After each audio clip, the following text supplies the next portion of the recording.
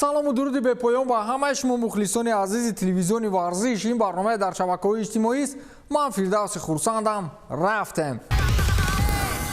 Фабио Капелло мураббии маъруф дар Италия андешаи худро дар бораи бозии кунунии Барселона чунин баён дошт: ба ман Барселонаи пештара писанд буд. ҳоло онҳо аз ҳад зиёд тӯбро дар худ нигоҳ медоранд ва интизор мешаванд ки Месси ягон чӣ фикр мекунад.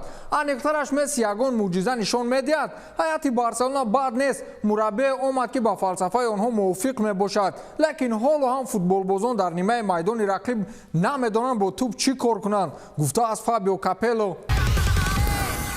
дар дастаи Нурмагомедов боварӣ доранд ки Конор лоиқи ҷанги кӯчагист.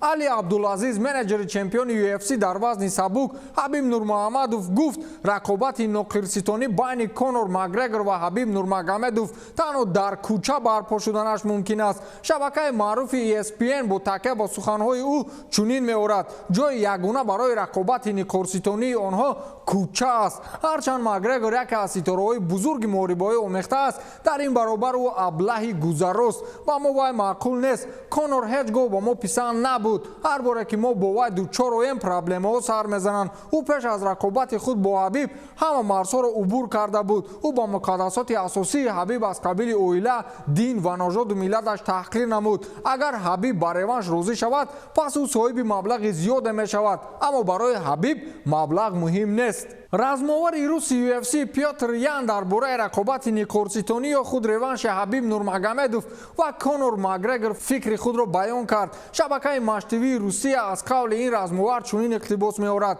ман дар набарди якуми онҳо ба касе бартариро раво намедонистам, зеро дарк мекардам ки Ҳабиб ғалаба мекунад. ҳарчанд Ҳабиб хостори рақобати ниқорситонӣ ё худ реванш нест, аммо агар он барпо шавад, Конор дар баробари Ҳабиб шонс дорад.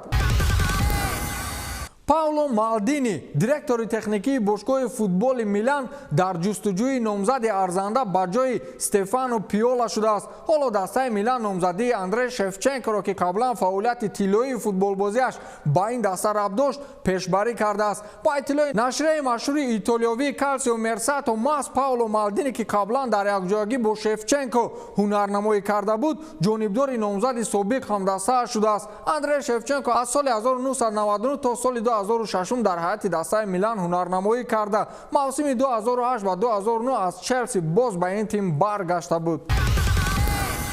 сармураббии Манчестер Сити Хосеп Гвардиола назари хешро дар мавриди бозии даври якашфиналии Лигаи Чемпионҳо бар муқобили Реал чунин баён намуд: ман мехоҳам Лигаи Чемпионҳоро ба даст биёрам. он рӯзро орзу мекунам ва барои дидор ба Реал омодагӣ мебинам. агар мо ғалаба накунем, директори варзишии клуб гуфта метавонад ки ин бад аст. мо Лигаи Чемпионҳоро мехоҳем ва туро аз кор озод мекунам. иқрор шудааст Гвардиола ба сомонаи Sky Sport. бозии аввали даври якашниҳоии Реал ва Манчестер Сити рӯзи 26 феврал баргузор мешавад. баргузории дидори ҷавобӣ бошад 17 март дар назар аст.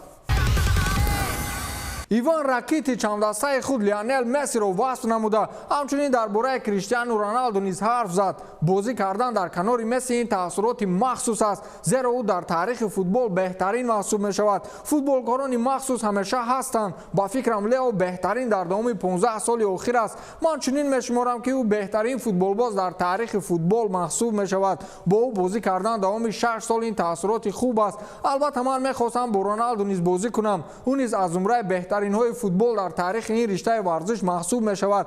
ба ман дидани бозиҳои ӯ писанд аст. мехоҳам донам ки дар Ювентус чӣ гуна ҳунарнамоӣ мекунад. ӯро беҳтарин футболбоз дар тӯли таърих меҳисобам, гуфтааст Ракитич. ёдовар мешавам ки Барселона барои Иван Ракитич дастаи нав ҷустуҷӯ дорад ва яке аз номзадҳо тими Ювентус маҳсуб мешавад.